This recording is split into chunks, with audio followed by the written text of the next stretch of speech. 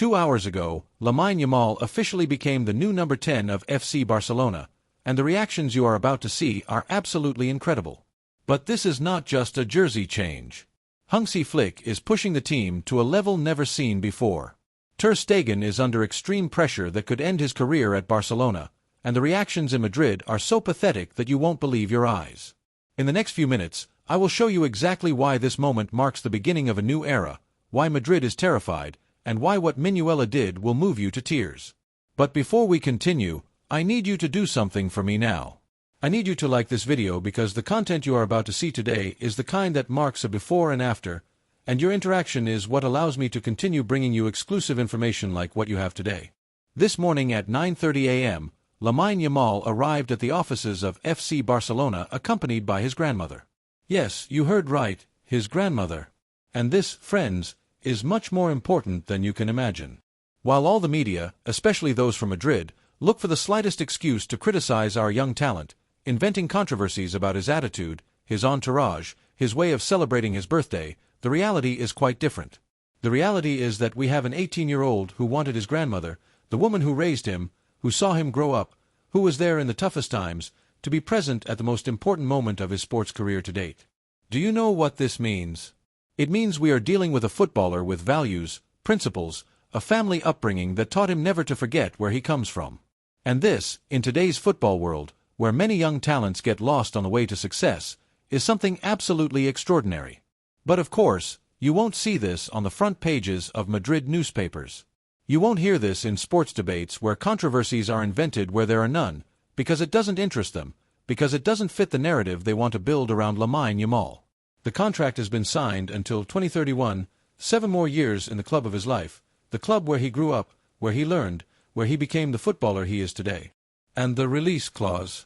Well, it's information the club has decided to keep private for obvious reasons. But I can tell you it's a figure that makes it practically impossible for any club in the world to even consider an offer. Let's talk now about the elephant in the room. The number 10 jersey, a number worn by legends like Ronaldinho, Rivaldo, Maradona in other clubs. This number represents much more than just a digit on the back of a jersey. I know many of you, and you've expressed it in the comments of previous videos, had doubts about whether this was the right time for Lamine Yamal to take this step. I know some would have preferred him to keep the number 19, to forge his legend with that jersey, not to add this extra pressure on his shoulders. And I fully understand these doubts. Really. Because we all remember what happened to Ansu Fati. We all remember how a young talent full of illusions and potential was overwhelmed by expectations, injuries, the pressure of wearing a jersey that weighs like a tombstone. But there are fundamental differences between that situation and the current one. Differences that are important to analyze together. Firstly, the sporting context. When Ansu Fati received the number 10, FC Barcelona was going through an institutional, sporting, and economic crisis. It was a moment of despair, of looking for saviors where there perhaps were none. Lamine Yamal, on the other hand, receives this jersey at a time of stability, with a clear sporting project, with Hansi Flick at the helm of the team, and after demonstrating throughout an entire season that he can handle the pressure. Secondly, sporting maturity. Ansu was practically unknown when he was given the number 10. Lamine, on the other hand, is already a European champion with Spain, was decisive in a national treble with FC Barcelona, has shown in the most important matches against the most formidable rivals that he has the personality and talent necessary to rise to the occasion. Thirdly, and this is perhaps the most important, the environment. Lamine has a family that keeps him grounded, an entourage that protects him from external pressures, and the experience of having already lived through high-demand situations without being negatively affected. But let's be realistic. This decision is not only sporting, it is also commercial, and there is nothing wrong with that. FC Barcelona is an institution that needs to generate revenue, that needs to compete not only on the field but also economically with clubs like Real Madrid, Manchester City, or PSG. And Lamine Yamal with the number 10 jersey is, from a marketing point of view, an atomic bomb. I will give you some figures that I obtained thanks to my contacts in the club and which, I think, will surprise you. In the first 2 hours after the official announcement that the jerseys were available, more than 15,000 units were sold only through the official website. 15,000 jerseys in 2 hours. And this does not count the sales in physical stores, international pre-orders, or the impact this will have in the coming days and weeks. Moreover, the media impact is brutal. In the last 24 hours, the name Lamine Yamal has appeared in more than 500 international media outlets. FN, BBC, Sky Sports, SPN. All are talking about the new number 10 of FC Barcelona. All are generating an expectation that goes far beyond the world of football. And this is just the beginning, because now comes the pre-season tour, where Lamine will be the center of attention of all the cameras, all the journalists, all the fans. It will be the moment when the whole world can see for the first time the new number 10 of FC Barcelona in action. And speaking of reactions, we have to talk about what's happening in Madrid. Why, friends, what we're seeing is absolutely crazy. Since the news was made official, the Madrid media has entered a spiral of negativity that borders on the pathological. And I'm not exaggerating. We're talking about newspapers that have dedicated entire front pages to criticizing a sporting decision of another club. We're talking about debates that have spent hours analyzing why it's a mistake for Lamine to wear the number 10. But do you know what is most revealing in all of this? If they really thought Lamine Yamal was an overrated player, if they truly believed he didn't have the level to wear the number 10 of FC Barcelona, they wouldn't dedicate a single second of attention to him. The fact that they are so obsessed with him, the fact that every move Lamine makes generates headlines in Madrid demonstrates exactly the opposite of what they want to convey. It shows that they are afraid. Afraid of what this young man can become. Afraid that FC Barcelona has found its new star for the next 10 years. Afraid that once again the Blaugrana club is taking the lead in the most important aspect, the youth academy. And we must remember that Real Madrid has been trying for years, decades, to find its own Lamine Yamal. They spend their time recruiting young talents from all over the world, paying fortunes for promises that never materialize. Meanwhile, FC Barcelona brings out a player from its youth academy who, at 17, was already decisive in a European championship, who, at 18, is the new number 10 of the club. But let's change the subject, because there are other equally important news that we need to analyze, and one of them is what Hansi Flick is doing with the team in these first days of pre-season. The images we are receiving from the Ciutat Esportiva Joan Gamper are absolutely impressive. And when I say impressive, I mean we are seeing a level of intensity in the training sessions that we haven't seen in years at FC Barcelona. Hansi Flick arrived with a very clear idea. This team must be in exceptional physical shape, and not just to compete in La Liga, but also to perform at the highest level in the Champions League, where the great teams are truly measured. The training sessions are brutal. We're talking about 2.5 hours of intense work with resistance, speed, and strength exercises that push the players to their limits. And this, which in other contexts might generate complaints or resistance, is here received with an absolutely professional attitude from the entire team. Rafinha, for example, shows a spectacular level of commitment. The images of him finishing training completely exhausted, but with a smile on his face, are the best demonstration that this group is ready to give everything to achieve the goals of the season. And Marc Bernal. My God, Marc Bernal. This young man is in physical shape that is scary, literally. We're talking about a 17-year-old player who seems to be 25 with the musculature he has developed, the resistance he shows in training, the intensity with which he works. But of course, as expected, the absurd criticisms have already started. The malicious comments about the bandages that some players wear during training have already started. And this, friends, is the height of ridicule. It's the clearest demonstration of the pathological level to which the obsession with FC Barcelona has reached in some sectors of sports journalism. Because come on, since when is wearing a bandage during training a reason for criticism? Since when is protecting oneself from a small injury or discomfort a synonym for weakness or lack of professionalism? Benzema wore bandages for months and no one said anything. Cristiano Ronaldo played entire matches with bandages on his hands and was seen as an example of sacrifice and professionalism. But when a FC Barcelona player does it, it automatically becomes a reason for mockery and criticism. And the funniest thing in all of this is that these same media that criticize FC Barcelona's bandages are the ones that later praise the culture of sacrifice when they see a Real Madrid player playing injured. It's double standards taken to the most absurd extreme. Now, let's talk about the transfer market, because there are several situations evolving that I think are important to analyze together. Let's start with Luis Diaz. This topic has been generating debates for weeks among FC Barcelona supporters, and I perfectly understand why. We're talking about a player of proven quality, who has shown his level in the Premier League, who would fit perfectly into the style of play that Hansi Flick wants to implement. But we also have to be realistic about the club's economic situation and sporting priorities. FC Barcelona cannot recruit just for the sake of recruiting. Every incorporation must be sportingly justified and must fit within the financial fair play. According to my sources within the club, the Luis Diaz operation is at a standstill. Not for lack of interest, but because the economic conditions demanded by Liverpool are very difficult to meet at the moment. We're talking about an operation that would be around 60 to 70 million euros plus variables and the player's salary. It's a very significant investment that requires deep reflection. Marcus Rashford is another option that has been put on the table. A player who is in a complicated situation at Manchester United, who could be available at a more affordable price and who has characteristics that could be interesting for FC Barcelona.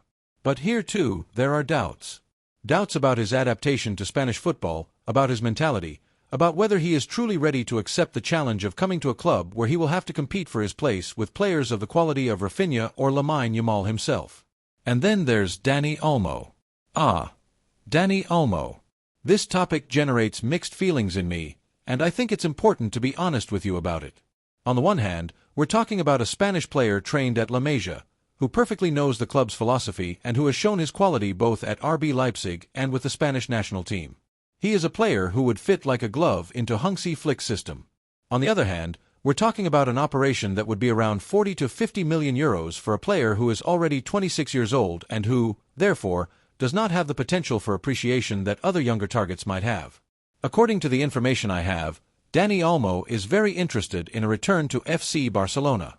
In fact, he would have rejected offers from other European clubs while waiting for this possibility to materialize. But RB Leipzig is not willing to facilitate the operation, and the negotiations are dragging on longer than expected. But if there is one topic that generates debates and concerns among FC Barcelona supporters, it is the situation of Marc-Andre Ter Stegen. Let's be clear from the start, Ter Stegen is a legend of the club. He is a player who has given everything for this jersey, who has been decisive at key moments, who has earned the respect and affection of the supporters. And it is precisely for this reason that the current situation is so delicate and difficult to manage. The problem is not one of performance.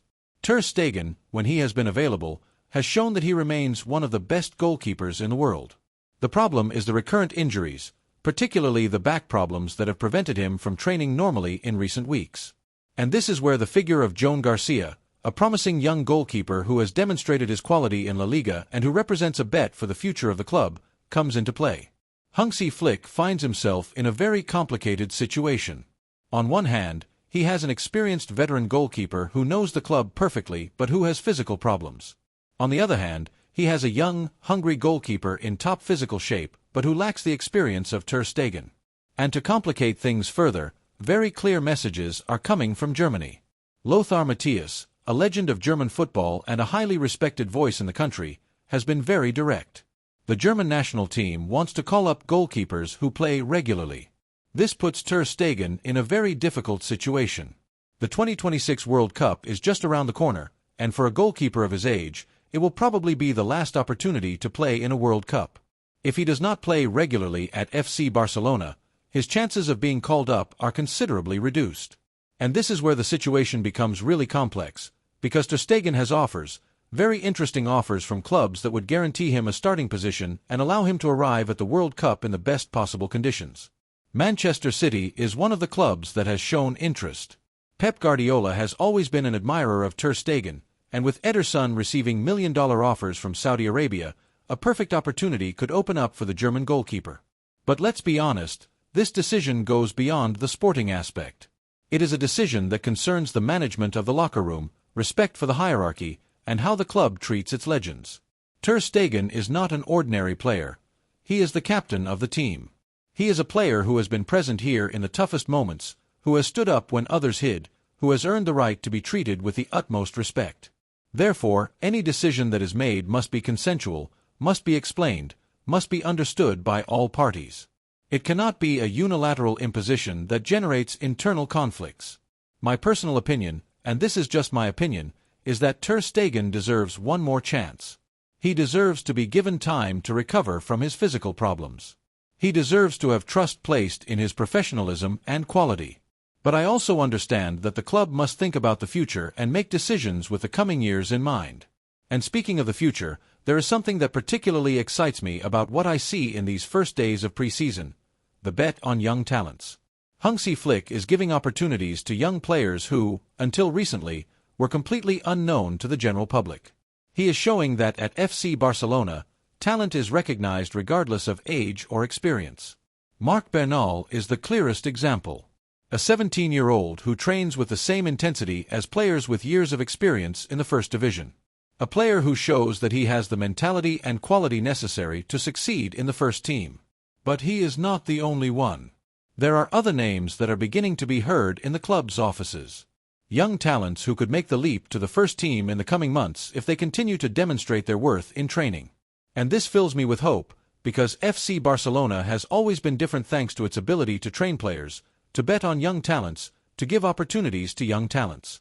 But let's also talk about what really matters: football. Because beyond the transfers, the controversies, all the media noise, what will truly determine the success of this season is what happens on the field. And in this regard, what I see from Hansi Flick fills me with enthusiasm. We are talking about a coach who has demonstrated his quality at the highest level, who has won the Champions League with Bayern Munich, who knows perfectly well what it means to compete against the best teams in the world. His philosophy of play fits perfectly with the tradition of FC Barcelona. We are talking about possession football, but with an intensity and verticality that we have not seen in the team for a long time. A football that combines patience in build-up with explosiveness in decisive moments. The tactical sessions he is implementing are fascinating. We see high-pressing exercises that remind us of the best moments of Guardiola's FC Barcelona, but adapted to the characteristics of the current players and the demands of modern football. And with all this, what are the expectations for the season that is about to begin? I think we have reasons to be optimistic, very optimistic. We are talking about a team that last season already showed it could compete at the highest level, that it could win important titles, that it could face any rival. But now, with Hansi Flick at the helm, with Lamine Yamal consolidated as one of the great stars of world football, with a team that is working with an intensity we have not seen for years, I think we can aspire to everything. La Liga must be the minimum objective. And when I say minimum, I do not say it with arrogance, but with the conviction that this team has the sufficient quality to compete on equal terms with Real Madrid and any other rival. The Champions League is the big goal. It is the competition that generates the most enthusiasm, the one that truly measures the greatness of a club. And I think this FC Barcelona, with Hansi Flick and players like Lamine Yamal, has all the necessary tools to go very far.